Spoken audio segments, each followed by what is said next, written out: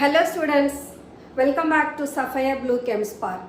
Let us start our today's session, the chapter Electrochemistry. Last session la electrochemical cells பத்தி நாம discuss பண்ணோம். In today's session we are going to discuss about electrode potential. So how the electrode potential is developed in between the metal strip and the solution or its electrolyte. அதை தான் நாம discuss பண்ண போறோம். Okay. So here I have given the three diagrams. The one which has a positive charge, the other one which has a negative charge, the next one there is no change அப்படினு கொடுத்திருக்கோம். இதை எப்படி நாம explain பண்ணலாம்னா, so usually ஒரு compartmentல metal stripம் அந்த metal stripோட அயானை தரக்கூடிய சொல்யூஷனும் இருக்கும். So என்ன மாதிரியான எலக்ட்ரோகெமிக்கல் செல் பார்த்தோம்? Zinc sulphate, copper sulphate. அப்ப காப்பர் மெட்டலுக்கு காப்பர் அயான தர்ற சால்ட், ஜிங்க் மெட்டலுக்கு ஜிங்கோட அயான தர்ற சால்ட். இதுதான் நம்மளோட காம்பினேஷன். அப்ப இங்கேயும் நாம என்ன பண்றோம்? we are considering a metal. அந்த மெட்டல் அதோட அயான்ஸ் ப்ரொடியூஸ் பண்ற ஒரு சொல்யூஷன்ல பிளேஸ் பண்ணிருக்கோம். So both the cases that represents like that. சரி, how the metal strip that gains either a positive charge or a negative charge அப்படினோம்னா, metal strip நாம place பண்ணிட்டோம். இப்போ உள்ள இருக்கக்கூடிய மெட்டல் அயான்ஸுக்கும் அந்த மெட்டல் ஸ்ட்ரிப்புக்கும் இடையில ஒரு கொலிஷன் நடக்கும். they collide each other. அப்படி collision நடக்கிற போது depends upon the tendency of the metal. Suppose அது easy to lose the electron இருக்கலாம், அல்லது easy to reduce themselves இருக்கலாம். reduce themselves னா that can gain the electron இருக்கலாம். அப்ப ஒருத்தர் it is more ready to lose the electron. அப்ப என்ன பண்ணுவாங்கன்னா, அந்த மெட்டல் அயான் மெட்டல் ஆட்டம் கூட போய் கொலைட் ஆற போது மெட்டல்ல இருக்கக்கூடிய எலக்ட்ரானை அவங்க ரிசீவ் பண்ணிடுவாங்க. அப்ப இங்க என்கிட்ட வெளியில யார் இருக்கா? For example here I have Mn+ ion. இந்த ஒரு மெட்டல் இருக்கு, அந்த மெட்டலுக்கு N+ சார்ஜ் இருக்குன்னு சொல்றேன். பிகாஸ் அந்த மெட்டலோட வேலன்சி என்னன்னு எனக்கு தெரியாது.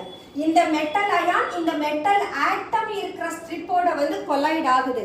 கொலைட் ஆற போது என்ன நடக்குதுன்னா, இந்த மெட்டல் ஆட்டம் மெட்டல் அயானா வெளியில போயிடுது. அப்ப எலக்ட்ரான் அங்க நெகட்டிவ் சார்ஜை இன்டியூஸ் பண்ணிடுது. இப்ப பாருங்க, அப்ப இந்த metal atom is ready to lose the electron. அப்போ இதுல இருந்து மெட்டல் N+ அயான் என்ன ஆகும்? எனக்கு மெட்டல் ஸ்ட்ரிப்ல இருந்து வெளியில வராங்க. That is what the direction that I mention like this. அப்ப மெட்டல் ஆட்டம்ல இருந்து எலக்ட்ரானை லூஸ் பண்ணிட்டு மெட்டல் அயான் சொல்யூஷனுக்கு உள்ள என்டர் ஆகுது. அப்போ இங்க பார்த்தோம்னா one or more atom that gains the negative charge. அப்ப அதோட மெட்டல் அயான்லாம் சொல்யூஷனுக்கு போயிருச்சு. அதோட பிளேசஸ்ல யார் இப்ப ஆக்குபை ஆகியிருக்காங்க? நெகட்டிவ் சார்ஜஸ் ஆக்குபை ஆகி இருக்கு. அப்ப இங்க நெகட்டிவ் சார்ஜஸ் இதோட மெட்டல் ஆட்டமோட நியூட்ரலிட்டி எனக்கு என்ன ஆயிடுது? டிஸ்டர்ப் ஆயிடுது. இருக்கிறதுனால இந்த ஸ்ட்ரிப்புக்கு நான் என்ன சார்ஜ் கொடுத்துறேன்? நெகட்டிவ் சார்ஜ் கொடுத்துறேன். சிமிலர்லி இங்க வாங்க, இங்க வர்ற போது same way metal ion metal atom கூட போய் கொலைட் ஆகுது.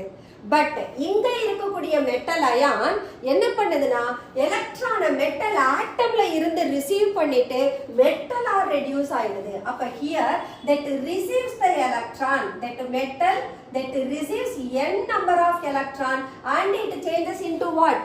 metal. அப்ப என்ன நடக்கும்? இந்த எலக்ட்ரான் இந்த அயான்ஸ் எல்லாமே யாரை பார்த்து உள்ள போறாங்க? மெட்டல் ஸ்ட்ரிப்பை பார்த்து போறாங்க.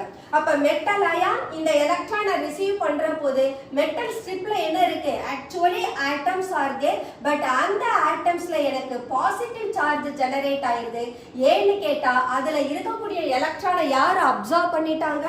metal ion present in the solution. அப்போ here one or more positive charges developed on the metal strip. So அப்போ இந்த metal atom ஓட electrical neutrality once again disturb ஆயிடுது. அதனால it carries the positive charge. அப்போ இந்த both the cases நாம என்ன கன்சிடர் பண்றோம்? ஒருத்தர் ready to lose the electron, that means they ready to undergo oxidation. அப்படி ஆக்சிடைஸ் ஆறவங்க என்ன செய்றாங்க? மெட்டல் ஸ்ட்ரிப்ல எலக்ட்ரானை விட்டுட்டு மெட்டல் அயானா சொல்யூஷனுக்குள்ள வந்துடுறாங்க. இன்னொருத்தர் எப்படி இருக்காங்க? they ready to gain the electron, they ready to undergo reduction. யாரோட கம்பேர் பண்றப்போ இதோட பேர்ல இருக்கக்கூடிய இன்னொரு மெட்டலோட கம்பேர் பண்றப்போ அப்ப ரெடி டு கெயின் த எலக்ட்ரான்றப்போ மெட்டல் ஆட்டம்ல இருக்கிற எலக்ட்ரான் அவங்க வாங்கிக்கிட்டு மெட்டல்ல என்ன சார்ஜை கொடுத்துடுறாங்க, மெட்டல் ஸ்ட்ரிப்ல பாசிட்டிவ் சார்ஜை கொடுத்துடுறாங்க. This is what the reason why one of the electrode gets the negative charge and the other electrode gets the positive charge. இததான் நாம anode and cathode னு சொல்றோம். அப்ப நெகட்டிவ் சார்ஜஸ் அதிகமா இருக்கிறவங்களுக்கு அந்த எலக்ட்ரோடுக்கு நெகட்டிவ் சார்ஜ் கிடைச்சிருது. அதே ஒரு மெட்டல் ஸ்ட்ரிப்ல பாசிட்டிவ் சார்ஜஸ் டெவலப் ஆகிறதுனால அந்த மெட்டல் ஸ்ட்ரிப்புக்கு பாசிட்டிவ் சார்ஜ் கொடுத்துறோம். Okay, how far the process will take place? It is taking place until the equilibrium is reached. எப்போ equilibrium reach ஆகும்? The ions of solution metal strip collide ஆகிட்டே இருப்பாங்க. particular stageல number of ions present in the solution and its opposite charges on the strip equal ஆகும். அந்த பொசிஷன்ல equilibrium achieve ஆயிடும். Equilibrium கிடைச்சிருச்சுன்னு சொன்னா தென் ions மெட்டலா convert ஆகுறதோ அல்லது மெட்டல் அயானா கன்வெர்ட் ஆகுறதோ ஸ்டாப் ஆயிடும். அந்த பாயிண்ட் ஆஃப் பொசிஷனை தான் நாம என்னன்னு சொல்றோம்னா ஈக்லிபிரியம்னு சொல்றோம். At equilibrium the metal ion that may collide with the strip but metal ion that bounce back to the solution. அப்போ equilibrium achieve ஆகுற வரைக்கும் that the transfer of electron taking place between the ions of solution and the atoms of the metal strip அது reduction ஆகவும் இருக்கலாம், oxidation ஆகவும் இருக்கலாம். அததான் நாம ரெப்ரசன்ட் பண்றோம். Suppose if I consider the negatively charged compartment அப்படினா where the metal it loses n number of electron that changes into mn plus ion. இந்த ion எங்க present ஆயிருக்கும், சொல்யூஷன்ல இருக்கும். எலக்ட்ரான் எல்லாம் எங்க கொடுத்துருது, மெட்டல் ஸ்ட்ரிப்ல கொடுத்துருது. அப்ப மெட்டல் ஸ்ட்ரிப்ல எலக்ட்ரான் இருக்கிறதுனால that electron carries the negative charge. So the metal strip also carries the negative charge. அதே போல இந்த பக்கம் வரப்போது the ions present in the solution that receives the electron from the metal atom of the strip. ஆட்டம்லோட electron அது receive பண்ணிக்கிறதுனால இங்க metal atom அந்த ஸ்ட்ரிப் மேல பாசிட்டிவ் சார்ஜ் வந்துருது. See that Mn plus ion present in solution that receives electron from metal strip and it is reduced to metal atom. அதனால positive charge develop ஆகுது. So the metal strip it carries the positive charge. Okay, so இங்க தான் நாம electrode பொட்டன்ஷியல்னா என்னன்னு discuss பண்ண போறோம். Equilibrium achieve ஆயிடுச்சுன்னு சொன்னா there is a potential difference between the metal strip and the solution. அந்த பாயிண்ட்ல தான் we are saying about the electrode potential. See, the separation of charges at the equilibrium state results in the electrical potential difference between the metal and the solution of its ion is known as electrode potential. Okay, we discussed about what is electrode potential. Now, what are the factors that may affect the magnitude of electrode potential? அப்போ electrode பொட்டன்ஷியல்ன்றது ஒரு determination, ஒரு வேல்யூவை நாம determine பண்றோம். அதை எதெல்லாம் எந்த மாதிரியான ஃபேக்டர்லாம் அதை அஃபெக்ட் பண்ணும்னா, ஒன்று nature of the metal, second thing அதில் இருக்கக்கூடிய அயான்ஸ், தேர்ட் ஒன் அந்த சொல்யூஷனோட concentration, fourth one temperature. So these are the factors that may influence the magnitude of electrode potential. From this electrode potential, we know that one is because of oxidation potential, the other one is because of reduction potential. ஒரு compartmentல loss of electron நடந்தது, இன்னொரு compartmentல gain of electron நடந்தது. அப்ப we have the two different electrode potential. One is due to oxidation, the other one is due to reduction. But இந்த two different oxidation reduction reactions நம்ம half reactions னு சொல்றோம்.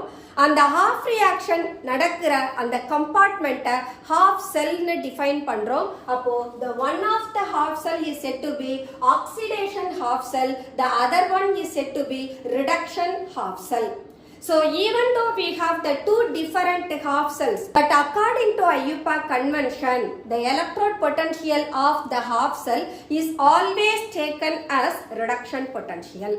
So IUPAC convention படி though we have the two different potential, நாம எல்லா electrode பொட்டன்ஷியலையும் reduction பொட்டன்ஷியல்னு தான் define பண்ணணும். இது ஃபர்ஸ்ட் பாயிண்ட் ஆஃப் ஐயூபார்க் கன்வென்ஷன்.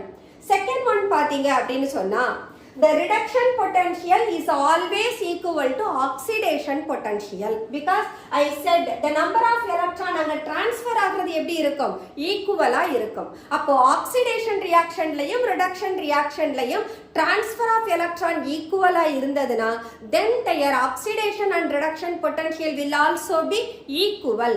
அப்போ இந்த ரெண்டு half cellலையும் அதனுடைய electrode potential ஈக்குவலா இருக்கும், பட் opposite sign இருக்கும். ஒருத்தருக்கு பாசிட்டிவ் சார்ஜ் கிடைக்கும், இன்னொருத்தருக்கு நெகட்டிவ் சார்ஜ் கிடைக்கும். அப்ப they have opposite sign. The next thing பார்த்தோம்னா, இந்த reduction potential that depends upon the concentration of ions. நாம என்ன சொல்றோம், ஒரு சால்ட் டிசோசியேட் ஆற போது that provides its ions னு சொல்றோம். அப்ப concentration of ions increase ஆனா electrode potentialum increase ஆகும். concentration of ions decrease ஆனதுனா electrode potentialum decrease ஆகும். இது செகண்ட் பாயிண்ட் ஆஃப் ஐயூபார்க் கன்வென்ஷன். தேர்ட் பாயிண்ட் என்ன அப்படின்னு சொன்னா, ஒரு சொல்யூஷனுக்கு we have to determine the standard electrode potential. ஒரு எலக்ட்ரோட் பொட்டன்ஷியலை நீங்க ஸ்டாண்டர்ட் எலக்ட்ரோட் பொட்டன்ஷியலா ஃபைண்ட் அவுட் பண்ணணும்னா, suppose if you take the solution, then சொல்யூஷனோட கான்சன்ட்ரேஷன் 1 மோலாரா இருக்கணும். எலக்ட்ரோட் பொட்டன்ஷியலை கால்குலேட் பண்ற போது நீங்க மெயின்டைன் பண்ற டெம்பரேச்சர் 25 டிகிரி செல்சியஸா இருக்கணும். So, when we determine the electrode potential of each half cell, if at all the concentration of solution is 1 molar and the reduction potential is calculated at the temperature of 25 degrees Celsius, abdina, then that electrode potential is said to be standard electrode potential. Standard electrode potential E naught abdindra value la nama measure பண்ணுவோம். Usually E ன்றது electrode potential, E naught abdinu குடுத்தோம்னா that becomes standard electrode potential. So ஒரு சொல்யூஷன்னா we are talking about the concentration. Suppose ஒரு gases இருந்தாங்கன்னா, gases இருந்தா we have to consider their pressure. That pressure should be equal to 1 bar. Then அந்த gas எந்த சொல்யூஷனோட கான்டாக்ட்ல இருக்கோ அந்த சொல்யூஷனுக்கு concentration 1 மோலாரா இருக்கணும். Then the temperature as usual 25 degree Celsius இருக்கணும். அப்போ we can able to determine the electrode potential for even that solid substances as well as for gaseous substances. Okay, then ஒரு electrode பொட்டன்ஷியலோட absolute E naught வேல்யூவை நம்மனால determine பண்ண முடியாது. Why it is not possible to determine? Because of the collision of the metal atom with its ions, equilibrium is attained. அப்ப equilibrium attain ஆயிடுச்சுன்னா அங்க there is no change னு சொல்லி கொடுத்துறோம். no change னா என்ன, transfer of electron இருக்காது. metal ion போய் metal strip collide பண்ணும், பட் அங்க electron transfer நடக்காது. திரும்ப metal ions சொல்யூஷனுக்கு உள்ளேயே வந்துரும். அப்ப equilibrium state achieve பண்ண பின்னால we can't able to determine their electrode potential. அப்படினா how the E naught value of every half cell is determined? So we have to consider a reference electrode. Each half cell electrode potentials are determined with reference to a standard electrode potential. அப்ப அந்த standard electrode potential யார் provide பண்றாங்க அப்படின்னா, that is given by standard hydrogen electrode. And the standard hydrogen electrode oda electrode potential is always taken as 0.00 volt. That value is said to be arbitrary value. And the hydrogen electrode reference எடுத்துக்கிட்டு we can able to determine the electrode potential of all other half cells. So these are the different points what we have discussed according to IUPAC convention. Cell potential or EMF of the cell. So electrode potential என்ன அப்படின்றத தெரிஞ்சுக்கிட்டோம். So when we discuss about the two different half cell, we said the equilibrium is attained அப்படின்னு சொன்னோம். Okay, இப்போ we have the two different metal strip and two different salt solution. அப்ப metals differ ஆகிற போதும் அதோட salt differ ஆகிற போதும் கண்டிப்பா அந்த ஆக்சிடேஷன் ஹாஃப் செல் ரிடக்ஷன் ஹாஃப் செல் ரெண்டோட பொட்டன்ஷியலும் டிஃபரண்டா இருக்கும். இதை நாம எப்படி கால்குலேட் பண்ணலாம்? that can be determined I said using the reference electrode standard hydrogen electrode னு சொன்னோம். இந்த standard hydrogen electrode யூஸ் பண்ணி தான் ஒவ்வொரு half cellோட E0 values நாம determine பண்ணி வச்சிருக்கோம். பட் இங்க இந்த oxidation half cell reduction half cell both they combine to form an electrochemical cell. Oxidation half செல்ல என்ன நடக்கும்? லாஸ் ஆஃப் எலக்ட்ரான் நடக்கும். ரிடக்ஷன் ஹாஃப் செல்ல என்ன நடக்கும்? கெயின் ஆஃப் எலக்ட்ரான் நடக்கும். அப்ப ஆக்சிடேஷன் ரியாக்ஷன் ஆக்சிடேஷன் ஹாஃப் செல்ல லாஸ் ஆஃப் எலக்ட்ரான் நடக்கிற போது then the metal strip gains electron னு சொன்னோம். so it becomes an anode. அது எந்த பக்கம் இருக்கணும்? always to the left. anode ஒரு எலக்ட்ரோகெமிக்கல் செல்லுல லெஃப்ட்ல தான் எடுத்துக்கணும். then gain of electron நடக்கிற reduction half cell பார்த்தோம்னா அந்த மெட்டல் ஸ்ட்ரிப்ல பாசிட்டிவ் சார்ஜ் இருக்கும்னு சொன்னோம். அப்ப அது கேத்தோடு. அப்ப இந்த கேத்தோடு எங்க இருக்கணும்னா ரைட் சைடுல தான் எடுக்கணும். அப்ப anode to the left side and cathode to the right side of the electrochemical cell. Okay, இப்போ இங்க கெயின் ஆஃப் எலக்ட்ரான் நடக்குது இல்லையா கேத்தோடு, அவங்களோட ரிடக்ஷன் பொட்டன்ஷியல் தான் எப்பவுமே இந்த ஆக்சிடேஷன் பொட்டன்ஷியலை விட கிரேட்டரா இருப்பாங்க. அப்போ ரெண்டு ஆஃப் செல்ஸோட எலக்ட்ரோட் பொட்டன்ஷியலும் டிஃபர் ஆகுதுன்னா then we can able to determine what is the difference in electrode potential of the two half cells கண்டுபிடிக்கலாம் இல்லையா? அப்போ EMF of the cell is equal to the reduction potential minus oxidation potential. reduction potential யாரு? cathode. அப்போ we can write the cell or electromotive force equal to the reduction potential minus the EMF of oxidation potential. Okay, இந்த reduction potential எப்பவுமே யாரு? Cathode. அப்ப என்ன எழுதலாம்? E cathode minus E anode னு எழுதலாம். அல்லது எப்படி எழுதலாம்? கேத்தோட் எப்பவுமே ரைட் சைடு இருக்கும், ஆனோட் எப்பவுமே லெஃப்ட் சைடு இருக்கும். so we can write E cell equal to E right minus E left. ன்றது EMF of the cell அல்லது we have to say electrode potential. அப்போ EMF of the cell is equal to the electrode potential of right half cell minus electrode potential of left half cell. so based on the nature of the metal and the concentration of solution we can find out what is electromotive force of the cell. அப்போ ஒரு electromotive force அப்படின்றது என்னன்னா எப்போ அவங்க கிட்ட இருந்து நம்மனால கரண்ட்டை டிரா பண்ண முடியாதோ அந்த பொசிஷன்ல தான் the difference in EMF of the two half cell that gives rise to electromotive force of the cell. because we said oxidation half cell reduction half cell ரெண்டுமே ஈக்லிபிரியம் அட்டைன் பண்ணிடும்னு சொன்னோம். அப்ப ஈக்லிபிரியம் அட்டைன் பண்ணிடுச்சுன்னு சொன்னா அங்க இருந்து நமக்கு electron transfer நடக்காது, அப்ப கரண்ட்டும் ஃப்ளோ ஆகாது. அந்த டிஃபரன்ஸ்ல தான் ஒரு ஆக்சிடேஷன் ஹாஃப் செல்லோட பொட்டன்ஷியல் லோவாகி இருக்கும், ரிடக்ஷன் பொட்டன்ஷியல் ஹை ஆகி இருக்கும். அந்த டிஃபரன்ஸை தான் நாம என்னன்னு சொல்றோம்? EMF ஆஃப் த செல்னு சொல்றோம். ஸோ இந்த EMF ஆஃப் த எலக்ட்ரோகெமிக்கல் செல்லை யாரை யூஸ் பண்ணி கண்டுபிடிக்கலாம்னா பொட்டன்ஷியோமீட்டர் அப்படின்ற டிவைஸ் இருக்கு, அதை யூஸ் பண்ணி டிட்டர்மைன் பண்ணலாம். அல்லது we can find vacuum tube voltmeter, அந்த டிவைஸை யூஸ் பண்ணியும் ஒரு எலக்ட்ரோகெமிக்கல் செல்லோட EMF கண்டுபிடிக்க முடியும். Okay, suppose if I am going to find out the standard EMF of the cell அப்படின்னா then the concentration of solution should be 1 molar and the temperature maintained for the cell is 25 degree Celsius அல்லது 298 Kelvin. இந்த கண்டிஷன்ல நான் ஒரு electrochemical செல்லுக்கு EMF calculate பண்ணேனா that becomes standard EMF of the cell. Standard அப்படின்ற போது it is given E0 cell.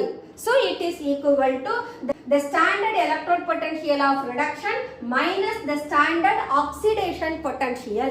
இவங்க ரெண்டு பேருக்கும் உள்ள டிஃபரன்ஸ் தான் that becomes the standard EMF of the cell. So this is what the cell potential or EMF of the cell. The next one, determination of E0 of half cell. So ஒரு half cell ஓட E0 value கண்டுபிடிக்கணும்னா we should know what is She. She அப்படின்னா standard hydrogen electrode. So this is what standard hydrogen electrode. It has container. So in the container we have taken 1 molar hydrochloric acid. Then in the container உள்ள ஒரு glass hood இருக்கு. இந்த glass hood குள்ள ஒரு platinum wire இருக்கு. அந்த platinum wireோட bottomல platinum foil இருக்கும். இந்த platinum foilல platinum black, that powdered platinum coat பண்ணி வச்சிருப்போம். glass hoodல ஒரு ஓப்பனிங் இருக்கு. அந்த ஓப்பனிங் வழியா ஹைட்ரஜன் கேஸ் இந்த சொல்யூஷனுக்கு உள்ள அலோவ் ஆகும். இந்த ஹைட்ரஜன் கேஸ் எந்த பிரஷர்ல எடுத்துக்கணும்? 1 bar pressure at 298 kelvinல அலோவ் பண்றோம். அப்ப ஹைட்ரஜன் கேஸ் சொல்யூஷனுக்கு உள்ள வர்றபோது என்ன ஆகும்? பபிள் ஆகும். அப்ப ஹைட்ரஜன் எனக்கு H2 மாலிகுலர் ஃபார்ம்ல இருக்கு. இங்க HCl aqueous சொல்யூஷன் என்ன ஃபார்ம்ல இருக்கும்? எனக்கு H+ அயானா இருக்கும்.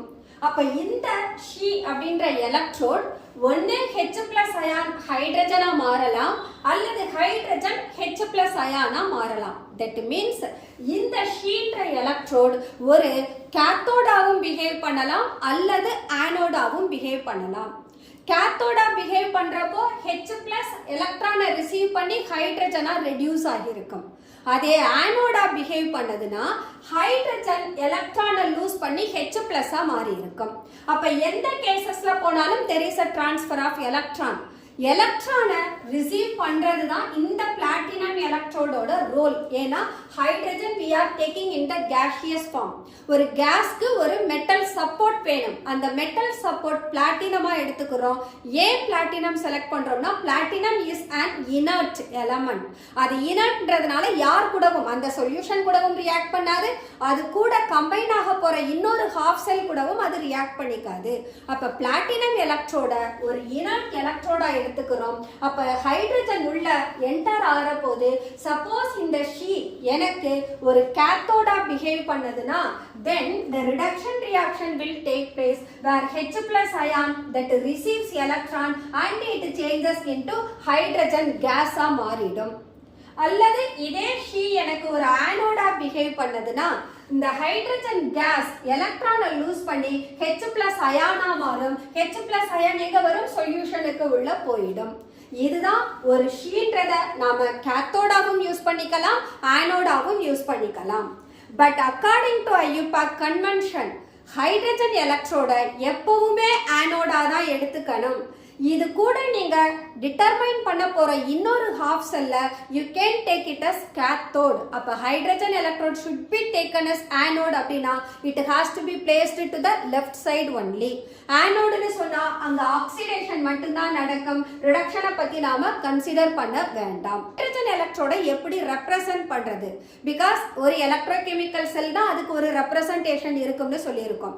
இங்க நம்ம ஷீன்றது கேத்தோடாவும் பிஹேவ் பண்ணும் அல்லது ஆனோடாவும் பிஹேவ் பண்ணணும்னு சொல்றோம். அப்போ இந்த ஹைட்ரஜன் எலக்ட்ரோட எப்படி ரெப்ரசன்ட் பண்ணணும் அப்படின்னா suppose if at all it behaves as anode. anode னா என்ன நடக்கும்? அங்க ஆக்சிடேஷன். அப்ப ஸ்டாண்டர்ட் ஹைட்ரஜன் எலக்ட்ரோட ஆனோடா எடுத்தீங்கன்னா where platinum is the inert electrode, அதுல யார் வர்றாங்க? ஹைட்ரஜன் கேஸ் வரும். அந்த ஹைட்ரஜன் கேஸை எந்த பிரஷர்ல கொடுக்கற? 1 bar pressure. இந்த ஹைட்ரஜன் கேஸ் எலக்ட்ரானை லூஸ் பண்ணி என்னவா மாறுது? ஆக்சிடேஷன்றப்போ H+. அப்ப hydrogen to H+. where the concentration of solution எவ்வளவு? 1 molar. அப்ப இது எனக்கு ஆனோடா இருக்கிற போது ரெப்ரசன்ட் பண்ற ஹாஃப் செல். இதே நாம் பிளாட்டினமுக்கும் ஹைட்ரஜனுக்கும் இடையில இந்த இன்டர்ஃபேஸ் போடாம எப்படியும் எழுதலாம், கமா போட்டும் எழுதலாம். அப்ப platinum half H2 under 1 pressure that changes into H+ ion of 1 molar concentration. இது ஆனோடா இருந்தா. கேத்தோட் ரிடக்ஷன் நம்ம கன்சிடர் பண்ணோம்னா அங்க எலக்ட்ரோடு என்னவா எடுத்துக்குவோம்? கேத்தோடா எடுத்துப்போம். கேத்தோட்னா ரிடக்ஷன். அப்ப H+ that is in 1 molar concentration it changes into hydrogen gas by receiving electron of at 1 bar pressure and it is in contact with யாரு? platinum inert electrode. அல்லது இந்த இன்டர்ஃபேஸ்க்கு பதிலா we can put even comma. அப்ப H+ under 1 molar is in contact with hydrogen gas at 1 bar pressure with the platinum electrode. அப்ப gas எங்க represent பண்றீங்களோ அந்த கேஸ்க்கு பக்கத்துல தான் platinum electrode இருக்கணும். not only for gases, even நம்மளோட half cell லிக்விட் இருந்தாங்கன்னா, for example bromine.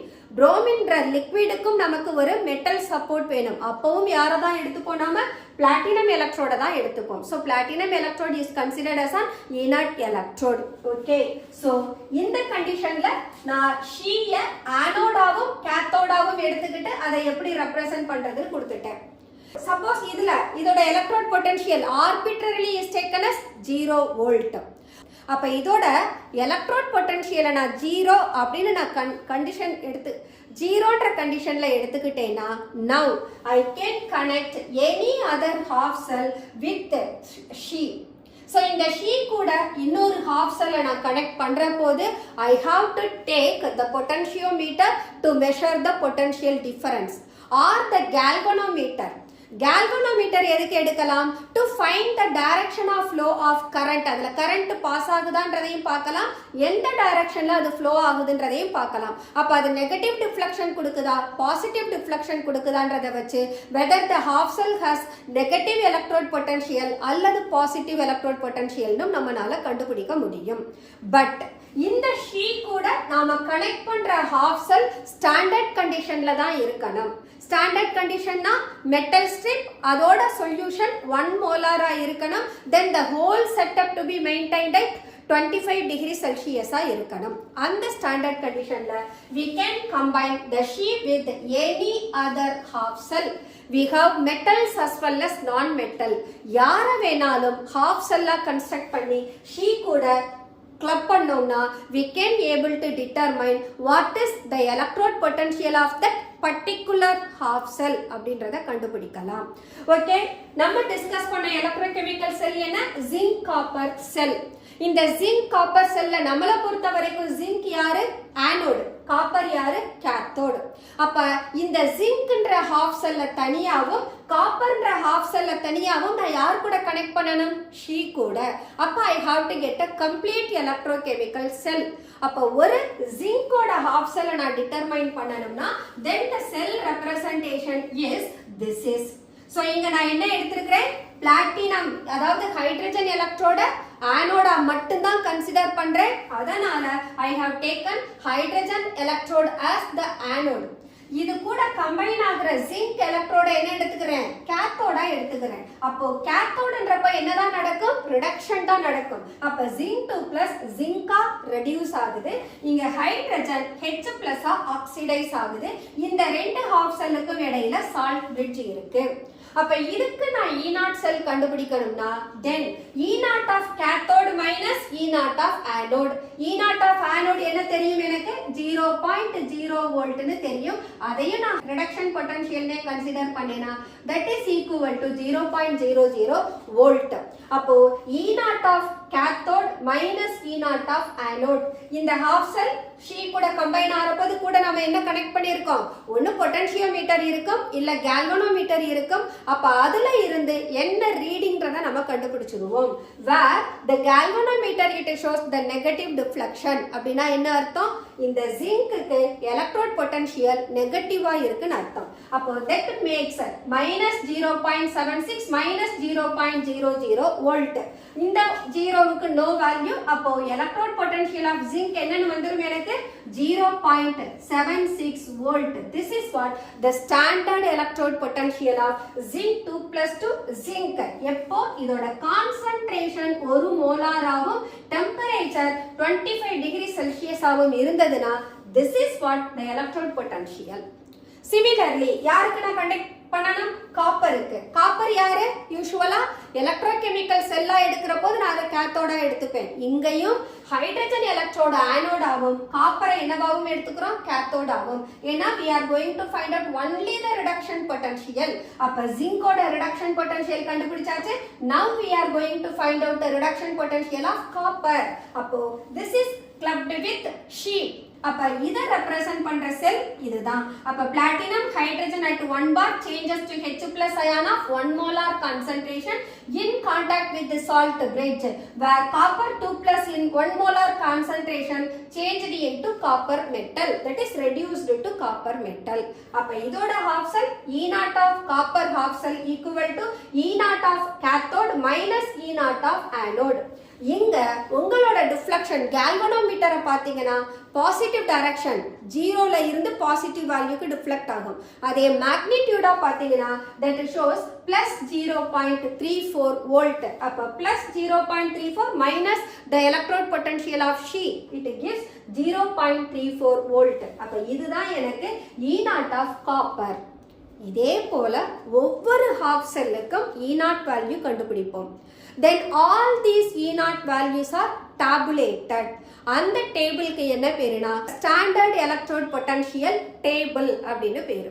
இந்த ஸ்டாண்டர்ட் எலக்ட்ரோட் பொட்டன்ஷியல் டேபிளை நீங்க கன்சிடர் பண்ணீங்கன்னா நடுவுல ஹைட்ரஜன் எலக்ட்ரோடு இருக்கும். அந்த ஹைட்ரஜன் எலக்ட்ரோடோட EMF 0.00 கொடுத்திருப்பாங்க. ஹைட்ரஜனுக்கு கீழே பாருங்க கம்ப்ளீட்டா நெகட்டிவ் பொட்டன்ஷியல் இருக்கும். ஹைட்ரஜனுக்கு மேல பாத்தீங்கன்னா பாசிட்டிவ் பொட்டன்ஷியல் இருக்கும். So what is the usefulness of electrochemical cell table அப்படின்னா இதுல இருந்து we can identify whether the electrochemical cell நம்ம பேர் எடுக்கிறது feasible ரியாக்ஷனை கொடுக்குமா அல்லது நான் feasible-ஆ இருக்குமான்றதை கண்டுபிடிக்கலாம். feasible அப்படின்னா இந்த E0 செல் டிஃபரன்ஸ் நம்ம கண்டுபிடிக்கிறோம் இல்லையா, இந்த வேல்யூ இந்த டிஃபரன்ஸ் எனக்கு எப்பவுமே பாசிட்டிவ் E0 செல்ல இருக்கணும். பாசிட்டிவ் E0 செல் வேல்யூ கிடைச்சதுன்னா then that pair of electrochemical cell reaction is feasible அப்படின்னு கண்டுபிடிச்சிருவோம். then அந்த ரெண்டு ஹாஃப் செல்லையும் நான் கம்பைன் ஆற போது அதோட டிஃபரன்ஸ் இன் எலக்ட்ரோட் பொட்டன்ஷியல் எனக்கு ப்ராஃபிட்டபிளா எக்கனாமிக்கலி ப்ராஃபிட்டபிளா இல்லையா அப்படின்றதையும் நம்மளால கண்டுபிடிக்க முடியும். தென் இந்த எலக்ட்ரோகெமிக்கல் செல்லை எப்படி கன்ஸ்ட்ரக்ட் பண்ணியிருப்பாங்கன்னா the most reducing agent to the most oxidizing ஏஜென்ட்னு இருக்கும். அப்ப the strongest reducing agent bottom mostல இருக்கும். அதோட EMF பாத்தீங்கன்னா லார்ஜ் நெகட்டிவா இருக்கும். அதே the strongest oxidation state of element பாத்தீங்கன்னா அது largest பாசிட்டிவா இருக்கும். அப்ப largest நெகட்டிவ்ல இருந்து largest பாசிட்டிவ்க்கு இது மூவ் ஆகுது. இததான் நாம ஆக்டிவிட்டி சீரீஸ்னு லோயர் கிளாஸ்ல படிச்சோம். அதே ஆக்டிவிட்டி சீரீஸை டெக்னிக்கலா நாம கன்சிடர் பண்ற போது அதோட எலக்ட்ரோட் பொட்டன்ஷியல் வழியா டிஸ்கஸ் பண்றோம். எலக்ட்ரோட் பொட்டன்ஷியலா போற போது the bottom most element which is the strongest reducing agent that can displace whatever the substances that lying above எல்லாரையும் டிஸ்பிளேஸ் பண்ண அதோட சொல்யூஷன்ல இருந்து. அப்போ ரெடியூசிங் ஏஜென்ட் அப்படின்னா it is ready to undergo oxidation. அப்ப அதுக்கு ஜஸ்ட் மேல இருக்கிறவங்க அந்த மெட்டலை விட லெஸ் ரெடியூசிங் ஏஜென்ட்டா இருப்பாங்க. அதே சமயம் நீங்க ஹைட்ரஜன் வருது இல்லையா, ஹைட்ரஜனுக்கு கீழே இருக்கிற எல்லா எலமெண்ட்ஸும் ஹைட்ரஜனை அதோட ஆசிட்ல இருந்து டிஸ்பிளேஸ் பண்ணுவாங்க. பட் ஹைட்ரஜனுக்கு மேல இருக்கக்கூடிய எந்த எலமெண்ட்டும் ஹைட்ரஜனை அதோட ஆசிட்ல இருந்து டிஸ்பிளேஸ் பண்ணாது. The next one, lithium is the strongest reducing agent and the fluorine is the strongest oxidizing agent. இதுதான் அந்த எலக்ட்ரோகெமிக்கல் டேபிளோட usefulness.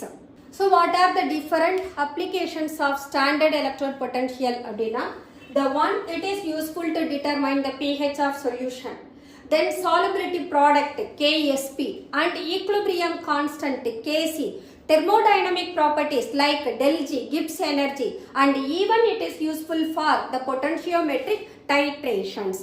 That's all. Electrode potential and how to determine the electrode potential of half cell. Okay students, let us close our today's session. Next session la நாம standard condition இல்லாம வேற கான்சன்ட்ரேஷன்ல இருக்கக்கூடிய சொல்யூஷனுக்கு எப்படி EMF calculate பண்ணலாம் அப்படின்றத நான்ஸ்ட் equation வழியா தெரிஞ்சுக்கலாம். Now let us close our today's session and we will continue the same chapter in our following sessions. Until then, bye bye.